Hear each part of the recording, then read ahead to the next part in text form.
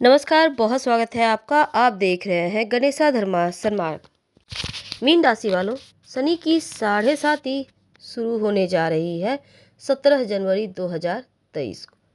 तो शनि की 7.5 जब शुरू होगी तब इसका प्रभाव आपके लाइफ पर क्या पड़ेगा, क्योंकि पूरे 7.5 साल तक प्रभाव रहने वाला है। अब आप सोचेंगे 7.5 होती क्या है भला। देखिए, ज्योतिष शास्त्र के अनुसार शनिदेव का एक राशि में भ्रमण 2.5 साल का होता है और चंद्रमा के दोनों ओर 1.5 राशि यानी 45 डिग्री तक इनका भ्रमण यह स्थिति पैदा करता है। अब देखिए, 2.5 साल के 3 हिस्से। और पहले 2.5 साल में शनिदेव माथे पे रहते हैं, मस्तिष्क पर। दूसरे 2.5 साल में छाती पर रहते हैं और पेट पर। अंतिम 2.5 साल पैर पे रहते हैं। तो यानी जो छाती पर ढैया वो छाती और पेट पे है और अंतिम नीचे पैर पे आ जाता है।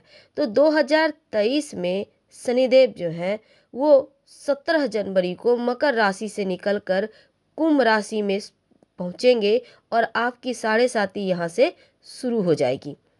तब जब 7.5 शुरू होगी तब इसका प्रभाव आपके ऊपर 7.5 सालों के लिए यहाँ से शुरू होता है।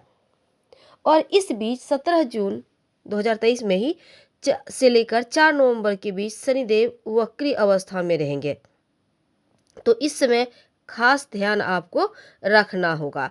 लेकिन उसके पहले एक और बात समझते हैं। देखिए, कुंभ राशि में शनिदेव 29 मार्च 2025 तक रहेंगे और पूरे 30 साल के बाद शनिदेव अपनी ही राशि कुंभ राशि में आ रहे हैं।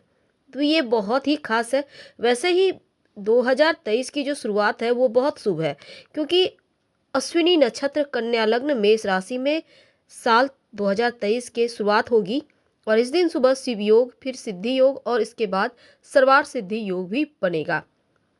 तो जब साल की शुरुआत ही इतनी अच्छी है और आपके ऊपर 7.5 भी चलेगी, तो इस 7.5 का प्रभाव क्या होगा उसके लिए देखिए। वैसे अगर हम ओवरऑल आपको 2 शब्दों में कहें, फिर हम विस्तार से बताएंगे। तो देखिए, मीन वालों, आपके लिए चढ़ती भी 7.5 भले ही शुरू हो रही है, 7.5 शुरू हो रही है, लेकिन आपके लिए 2023 बहुत गड़बड़ नहीं है, आपके लिए लकी है। अब देखिए, ग्रहों का गोचर के अनुसार आपको कार्यों के फल मिलेंगे। अब चलिए समझते हैं विस्तार से कि शनिदेव आपको क्या देंगे। देखिए मीन राशि वालों, जब 7.5 की शुरुआत होती है ना, तो थोड़ा सा सर में भारीपन सा लगता है। रिश्तों की समस्या परेशान करती है, खासकर आपके जीवन साथी के साथ आपके थोड़े से दूरियां आ जाती है। बेवजह का तकरार होने लगता है। कभी कभी तो रिश्ते टूटने के कगार पर आ जाते हैं। हम आपको डरा नहीं रहे, बल्कि ग्रहों की चाल ऐसा करवाता है, इसलिए आपको पहले से ही सतर्क और शांत रहना है। दूसरी बात, स्वास्थ्य में परेशानी देता है। आप अपने भी स्वास्थ्य का ख्याल रखें, अपने माता पिता के स्वास्थ्य में ख्याल रखें और खासकर जीवन साथी के स्वास्थ्य का ख्याल रखें। कहने का मतलब, रिश्तों को संभाल कर और स्वस्थ रखने की जिम्मेदारी आपकी। अब देखिए, 7.5 में एक और चीज होती है, करियर, नौकरी, रोजगार को लेकर भी परेशानी बढ़ती है। और अभी का वक्त भी कुछ ऐसा चल रहा है कि हर लोग थोड़े परेशानी चल रहे हैं। तो ऐसे में मीन वालों, आपको पहले से इन चीज़ों के बारे में हमने आपको सतर्क किया कि आपको कैसे संभल के रहना है। लेकिन चलिए 2 शब्दों में फिर हम आगे बढ़ते हैं कि इस 7.5 का पहला चरण क्या फल देने वाला है आपकी लाइफ में। जो हमने आपको बताया वो उसी फल का एक भाग है, लेकिन चलिए आज विस्तार से जानेंगे। देखिए, 2023 में जो 2 पापी ग्रह जिसको कहते हैं हम, जैसे शनिदेव को लोग पापी ग्रह कहते हैं, हालांकि वो न्याय करता है, और राहु, दोनों का ही राशि परिवर्तन होगा। 17 जनवरी 2023 में मकर राशि से निकलकर कुंभ राशि में शनिदेव प्रवेश करेंगे और राहु 23 अक्टूबर 2023 को मेष राशि से निकलकर मीन राशि में प्रवेश करेगा। अब शनि के राशि बदलते ही मीन राशि वालों पर 7.5 शुरू हो रही है। तो यहाँ पर क्या होगा, अचानक से जीवन में परेशानियां बढ़ेगी। लेकिन दूसरी तरफ राहु आपको राहत भी देगा, क्योंकि 2023 में राहु का साथ मिलेगा, इसलिए 7.5 उतनी परेशानी नहीं देगी, नहीं करेगी परेशान। तो देखिए मीन वालों, उतार चढ़ाव तो रहेगा 2023 2023 में। तो 17 जनवरी को शनिदेव आपके एकादश भाव में प्रवेश करेंगे, एकादश भाव से आपके द्वादश भाव में। अब यहाँ पर देखिए कुंभ राशि में जब वो आएंगे तब इस पीरियड में आप थोड़ा सा पैरों में चोट लगने से बचें, क्योंकि पैर में चोट लगने की प्रबल संभावना बनेगी। तो जरा वाहन संभल कर चलाएं, चोट चपेट से आप बचें। आंखों की समस्या भी परेशान करेगी और इसमें नींद खूब आएगा, आकस्मिक खर्चा बढ़ेगा, इसलिए आपको पहले से सावधान रहना है। तो चोट चपेट न लग जाए, आंखों की समस्या हो तो तुरंत डॉक्टर को दिखाएं। ज़्यादा नींद आएगी तो अपना कोलेस्ट्रॉल वगैरह चेक कराते रहें, शुगर चेक कराते रहें, और थोड़े खर्चे बढ़े हुए हैं तो इसका भी आपको ख्याल रखना है।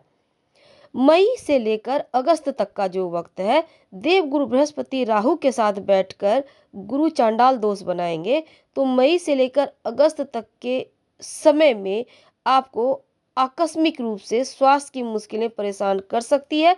तो आप इस पीरियड में अपने खान पान का खास ख्याल रखिएगा, और अक्टूबर के बाद एक बार फिर आपके स्वास्थ्य में सुधार होगा, लेकिन थोड़ा सा पारिवारिक विवाद दिखता है। ऐसे में आप समझदारी से काम लीजिए, नहीं तो आर्थिक हानि भी हो सकता है। तो इस बात को आपको ध्यान देना होगा।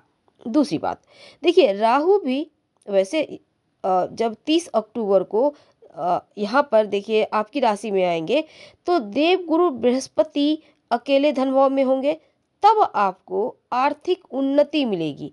यानी राहु यहाँ पर आकस्मिक धन लाभ करवाएगा, किसी भी तरह की समस्याओं का इस समय अंत हो जाएगा, आपको राहत मिलेगी। शारीरिक समस्याओं से भी राहत मिलेगी और व्यापार में आप बहुत तेजी से उन्नति करने लगेंगे। यानी कि 30 अक्टूबर से 23 अक्टूबर से 30 अक्टूबर से यहाँ से आपकी लाइफ एक बार फिर से चेंज हो जाएगी। तो आपका समाज में के जो वरिष्ठ अनुभवी लोग हैं, सम्मानित लोग हैं, उनका सपोर्ट मिलेगा। राहु धन संचय कराने में मदद करेगा, यानी आपका बैंक बैलेंस बढ़ाएगा, आर्थिक दृष्टि से आपको आगे बढ़ाएगा।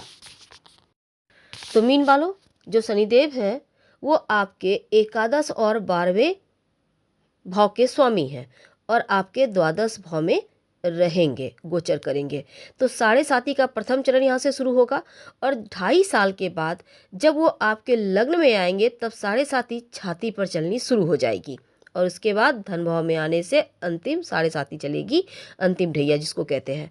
तो द्वादश भाव में शनिदेव के आने से स्वास्थ्य का आपको खूब ख्याल रखना है। पूरे 2.5 साल स्वास्थ्य का ध्यान रखें। इसमें पैरों की समस्या, एड़ी में दर्द, पैर में किसी तरह का चोट चपेट न लग जाए, मोच ना आ जाए, इसका खास ख्याल रखना है।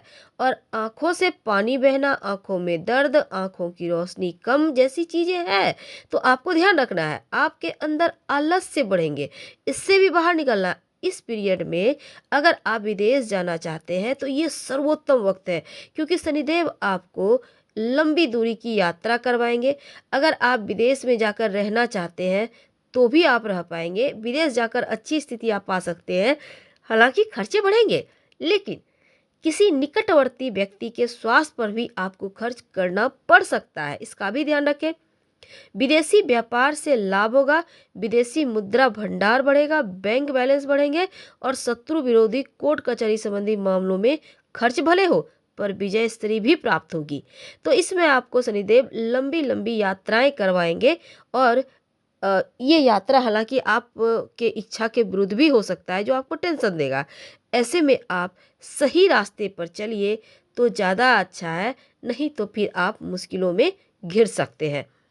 तो शनिदेव न्याय के देव है, इसलिए आपको कोई भी ऐसा कार्य नहीं करना जो आपको लगे कि वो गलत रास्ता है, तो गलत रास्ते पर जाने से बचना है। तो 17 जनवरी को द्वादश भाव में आकर वो आपको लंबी दूरी की यात्रा, विदेश यात्रा करवाएंगे। अब देखिए दूसरी तरफ राहु केतु का भी चाल विशेष होगा। तो हम जब आपसे फिर मिलेंगे, जुड़ेंगे, तब आपके जो शनिदेव है जब आपके छाती पर आएंगे, जब अंतिम आपकी ढैया शुरू होगी तब क्या फल देंगे ये बताएंगे। पहले फल में आपको ध्यान रखना है आँखों का और पैर का। और शनि देवगुरु बृहस्पति राहु केतु के बारे में भी हम आपको इसके पहले भी हमने वीडियो में बताया, फिर हम लेकर आएंगे वीडियो, फिर विस्तार से बातें करेंगे। फिलहाल आपसे विदा लेते हैं। जानकारी अच्छी लगे तब लाइक कर सब्सक्राइब करें, अपनों से शेयर करें और कमेंट में हर हर महादेव जरूर लिखें। धन्यवाद। फिर मिलेंगे।